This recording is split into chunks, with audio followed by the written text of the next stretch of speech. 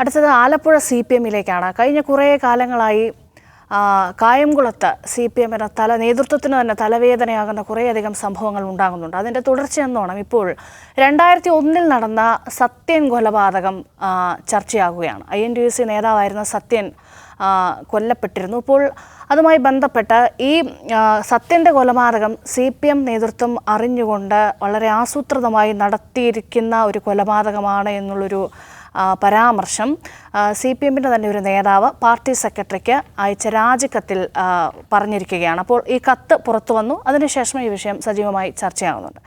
നാസർക്ക്, ഒരു തെരഞ്ഞെടുപ്പ് കാലത്താണ് ഈ കത്ത് പുറത്തു വരുന്നത് എന്നുള്ളത് ഏറെ ശ്രദ്ധേയമാണ്. ഇത് 2001 നടന്ന ഒരു കൊലപാതകമാണ്. അതുമാത്രമല്ല,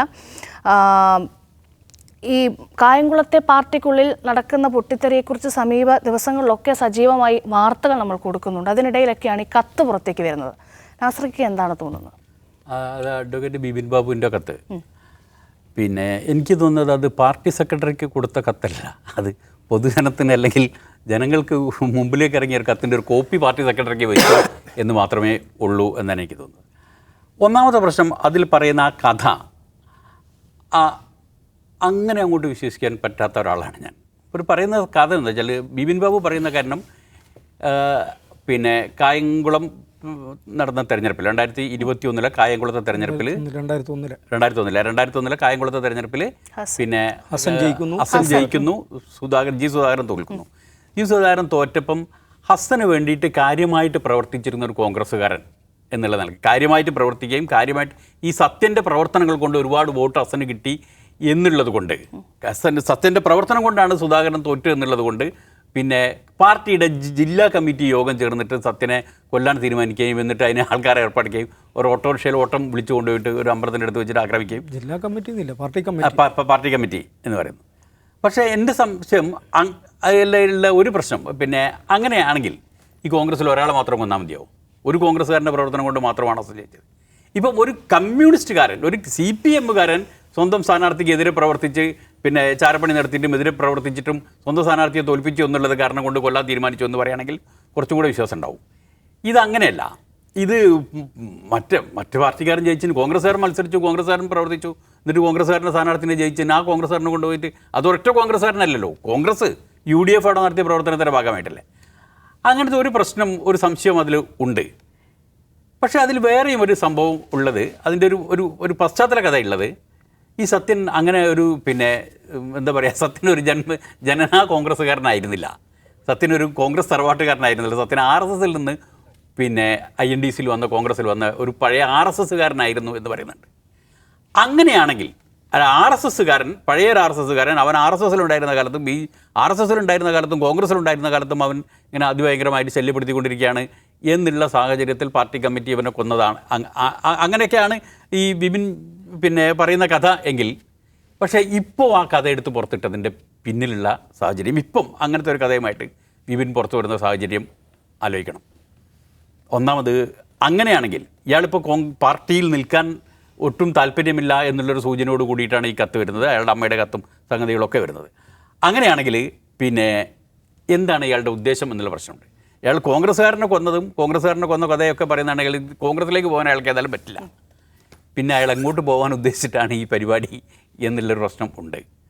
ഈ ആലപ്പുഴക്കാർക്കൊക്കെ അറിയുന്ന, പ്രത്യേകിച്ച് കായംകുളത്തും ചുറ്റുപാടുമുള്ള എല്ലാവർക്കും, എല്ലാ ജനങ്ങൾക്കും പൊതുവായിട്ട് അറിയുന്ന പ്രശ്നം ബിപിൻ്റെ ചില RSS ബന്ധങ്ങളും സംഭവങ്ങളൊക്കെ. അഡ്വക്കേറ്റ് ബിപിൻ ബാബുവിൻ്റെ ഈ കത്തെഴുതിയ അഡ്വക്കേറ്റ് ബിപിൻ ബാബുവിൻ്റെ എല്ലാ RSS ബന്ധങ്ങളാണ്. മൂപ്പര് അത്യാവശ്യം നല്ല സാമാന്യം തിരക്കുള്ള, ഇപ്പം ഈ ആലപ്പുഴ പാർട്ടിയിൽ ഉള്ള ഒരു പ്രധാനപ്പെട്ട പ്രശ്നം, പാർട്ടി നേതാക്കളുടെ ചിലരുടെ പിന്നെ കച്ചവടത്തിൻ്റെ ഷെയറുകാർ ഏത് പാർട്ടിക്കാരാണെന്ന് നോക്കിയിട്ടാണല്ലോ. ഇപ്പം പിന്നെ ഒരാളുടെ കച്ചവടത്തിൻ്റെ ഷെയറുകാരൻ SNDP-കാരനല്ല, പിന്നെ ഈ PDF-ൻ്റെ പിന്നെ രാഷ്ട്രീയ പാർട്ടിയല്ല, പിന്നെ SDPI-കാരനായ ഒരാൾക്ക് പിന്നെ കച്ചവടത്തിൽ പങ്കുണ്ട് എന്ന് പറഞ്ഞിട്ട് അവിടുന്ന് 10-31 ആളുകൾ ഒരുമിച്ച് രാജിവെച്ച് പോയൊരു വാർത്ത എടുത്തായിരുന്നു. ഒരു CPM നേതാവിൻ്റെ കച്ചവടത്തിൽ പങ്കുകാരൻ SDPI-കാരനാണ്, അതുകൊണ്ട് ഞങ്ങൾ CPM-ൽ നിൽക്കുന്നില്ല എന്ന് പറഞ്ഞിട്ട് ഇങ്ങനത്തെ ഒരു പ്രശ്നം അവിടെ ഉണ്ടല്ലോ. അപ്പോൾ ബിപിൻ ബാബുവിനും അങ്ങനത്തെ ഒരു കച്ചവട ബന്ധം ഉണ്ട്, അതെല്ലാവർക്കും അറിയാം. ബിപിൻ ബാബു നല്ലൊരു പിന്നെ നാളികേര കച്ചവടക്കാരനാണ്. ശബരിമലയിൽ നാളികേരം മൊത്തത്തിൽ 2-3 വർഷമായിട്ട് നാളികേരം മൊത്തത്തിൽ വിളിച്ചെടുക്കുന്നത് വിപിൻ ബാബുവാണ്. വിപിൻ ബാബു ഒറ്റയ്ക്കല്ല, വിപിൻ ബാബുവിന് ഒരു ഷെയറാറുണ്ട്. ആ ഷെയറാറിന് RSSകാരനാണ്. അപ്പോൾ ഇങ്ങനത്തെ ഒരു RSS ബന്ധമുള്ളത് കൊണ്ടാണ് വിപിൻ ബാബു ഈ പഴയ കഥകളുമായി രംഗത്ത് വന്നത് എന്നുള്ളതും ഒരു കഥയും ഒരു വർത്തമാനമൊക്കെ അവിടെ ഉണ്ട്. പക്ഷേ എനിക്ക് ഈ പറയുന്ന ഈ കൊലപാതക കഥ ഇങ്ങനെ തന്നെയാണ്. ഈ ഒരൊറ്റ കാരണം കൊണ്ടാണ് ഒരു കോൺഗ്രസ്സുകാരനെ കൊന്നത് എന്നുള്ള കഥ എനിക്കിപ്പോഴും വിശ്വസിക്കാൻ പറ്റുന്നില്ല. അതിൻ്റെ പിന്നിൽ പിന്നെ എന്തൊക്കെയുണ്ട്, എന്തൊക്കെ ഇനിയും ബാക്കിയുണ്ടാവും, അതൊക്കെ പുറത്തു വരണം. എന്നാലേ ഇതിൻ്റെ ഒരു പൂർണ്ണാവസ്ഥ മനസ്സിലാവുമെന്നാണ് എനിക്ക് തോന്നുന്നത്. സർ, അങ്ങനെ എന്തൊക്കെയോ ഉണ്ടോ പുറകിൽ? അല്ല, ഇതിൽ നമ്മളുടെ മുമ്പിലുള്ള കാര്യങ്ങൾ എന്തൊക്കെയാണെന്ന് വെച്ചിട്ടുണ്ടെങ്കിൽ, ഒന്ന് ബിപിൻ സി ബാബു എന്ന് പറയുന്ന CPMകാരൻ. അദ്ദേഹം പിന്നെ DYFIയുടെ സ്റ്റേറ്റ് കമ്മിറ്റി മെമ്പറായിരുന്നു, SFIയുടെ ജില്ലാ പ്രസിഡൻ്റായിരുന്നു. CPMൻ്റെ ബാനറിൽ മത്സരിച്ച് ജില്ലാ പഞ്ചായത്തിലേക്ക് ജയിക്കുകയും ജില്ലാ പഞ്ചായത്ത് വൈസ് പ്രസിഡൻ്റ് ആവുകയും ചെയ്ത ആളാണ്. അദ്ദേഹത്തിൻ്റെ അമ്മ പിന്നെ ജനാധിപത്യ മഹിളാ അസോസിയേഷൻ്റെ ദീർഘകാലം ഭാരവാഹിയായിരുന്നു. പത്തിയൂർ പഞ്ചായത്ത് CPMൻ്റെ ശക്തി കേന്ദ്രമായിട്ടുള്ള പത്തിയൂർ പഞ്ചായത്ത് പ്രസിഡൻ്റായിരുന്നു. അപ്പോൾ ഇവർ രണ്ടുപേരും കഴിഞ്ഞ ആഴ്ച പാർട്ടിയിൽ നിന്ന് രാജിവെച്ചിരിക്കുന്നു. രണ്ടുപേരും പാർട്ടി സെക്രട്ടറിക്ക് കത്തയച്ചിട്ടുണ്ട്. ആ പാർട്ടി സെക്രട്ടറിക്ക് അയച്ച കത്ത് അതൊരു പബ്ലിക് ഡോക്യുമെൻ്റായിട്ട് ഇപ്പം നിൽക്കുകയാണ്. ഇതാണ് നമ്മുടെ മുമ്പിലുള്ള സെറ്റ് ഓഫ് തിങ്സ് ഒരു ഭാഗത്ത്. മറുഭാഗത്ത് 2001 ഈ കരിയിലക്കുളങ്ങര സത്യൻ എന്ന് പറയുന്ന ആൾ കൊല്ലപ്പെട്ടിട്ടുണ്ട്. അദ്ദേഹം കൊല്ലപ്പെട്ടിട്ടുണ്ട് എന്നുള്ളതൊരു വാസ്തവമാണ്. അതിൽ അന്ന് 19 വയസ്സായിരുന്ന ബിപിൻ സി ബാബു പ്രതിയായി ജയിലിൽ കിടന്നിട്ടുണ്ട്. 65 ദിവസം ജയിലിൽ കിടന്നിട്ടുണ്ട്. അതിൽ വിചാരണയൊക്കെ കഴിയുമ്പോഴേക്ക് പ്രതികളെല്ലാം വെറുതെ വിടുകയാണ് ചെയ്തത്. അപ്പോൾ ആ കൊലപാതകത്തെക്കുറിച്ച് അന്ന് അതിൽ പ്രതി ചേർക്കപ്പെട്ട ബിപിൻ സി ബാബു പറയുന്ന കാര്യങ്ങൾ ഈ കത്തിലുണ്ട്. 2 വാചകമാണുള്ളത്. പിന്നെ പാർട്ടി തീരുമാനിച്ച് നടത്തിയ കൊലപാതകമാണ്. 19ാമത്തെ വയസ്സിൽ അതിൻ്റെ പേരിൽ പാർട്ടി പറഞ്ഞതുകൊണ്ട് 65 ദിവസം ജയിലിൽ കിടക്കേണ്ടി വന്നിട്ടുണ്ട്. ഇത്രയുമാണ് മുമ്പിലുള്ള കാര്യങ്ങൾ. അപ്പോൾ ഇതിനകത്ത് പിന്നെ അന്ന് ഹസനോട് സുധാകരൻ പരാജയപ്പെടുന്ന കുറഞ്ഞ വോട്ടുകൾക്കാണ്. ആ വോട്ടുകൾ പത്തിയൂരിൽ നിന്നാണ് ആ വോട്ടുകൾ പോയത്. അത് ഈ സത്യൻ ആണ് അത് പണിയെടുത്ത് മറിച്ചത് എന്നാണ് അതേക്കുറിച്ച് പറയപ്പെടുന്നത്. അതുകൊണ്ടാണ് സത്യനെ ടാർഗറ്റ് ചെയ്തെന്ന് പറയുന്നത്. നമുക്കറിയില്ല എന്താണ് കാര്യങ്ങൾ. പാർട്ടി നിശ്ചയിച്ച പ്രതികളെയായിരുന്നു കൊടുത്തത്, അതുകൊണ്ടാണ് കേസിൽ നിന്ന് ഊരിപ്പോയത് എന്നും പറയപ്പെടുന്നു. പക്ഷേ ഇത് ഒരു ഇലക്ഷൻ സീസണാണ്. നല്ല പ്രശ്നം എന്ന് വെച്ചാൽ ഈ കത്ത് ഒരു ഒരു നിയമ വ്യവഹാരത്തിനുള്ള അടിസ്ഥാനമായി മാറിയിരിക്കുകയാണ്. കോൺഗ്രസ് ഇപ്പോൾ തന്നെ ഇതനുസരിച്ചെന്ന് വെച്ചാൽ ഇത് പുനരന്വേഷിക്കണം എന്നൊരാവശ്യം, രാഷ്ട്രീയ ആവശ്യം കോൺഗ്രസിനും BJPക്കും മുന്നോട്ട് വെക്കാൻ പറ്റും. ആ രാഷ്ട്രീയ ആവശ്യത്തെ ഒരു നിയമ വ്യവഹാരമാക്കി മാറ്റാൻ പറ്റും. കാരണം കോടതി പ്രതികളല്ലെന്ന് ഒരു മനുഷ്യൻ കൊല്ലപ്പെട്ടിട്ടുണ്ടല്ലോ, അതൊരു വസ്തുതയാണല്ലോ. ഒരു മനുഷ്യൻ കൊല്ലപ്പെട്ടിട്ടുണ്ട്, അതിൽ പ്രതികൾ ശിക്ഷിക്കപ്പെട്ടിട്ടില്ല. പക്ഷേ ഇത് വേറെ നിലക്ക് ഒരു സംഘം കൂടിയിരുന്ന് ആലോചിച്ച് ആസൂത്രണം ചെയ്ത കൊലപാതകമായിരുന്നു എന്ന് അതിൻ്റെ ഭാഗമായിട്ടുള്ള ഒരാൾ വെളിപ്പെടുത്തിയിരിക്കുകയാണ്. അതുകൊണ്ട് പുനരന്വേഷണം വേണം. അത് കേരള പോലീസ് അന്വേഷിച്ചാൽ മതിയാവില്ല, വേറെ ഒരു ഏജൻസി അന്വേഷിക്കണം.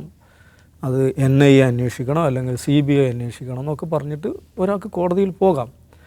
അതിന് നിയമപരമായ വലിയ സാധ്യതയുണ്ട് എന്ന് പറഞ്ഞാൽ അതിൻ്റെ അർത്ഥം എന്താണ്?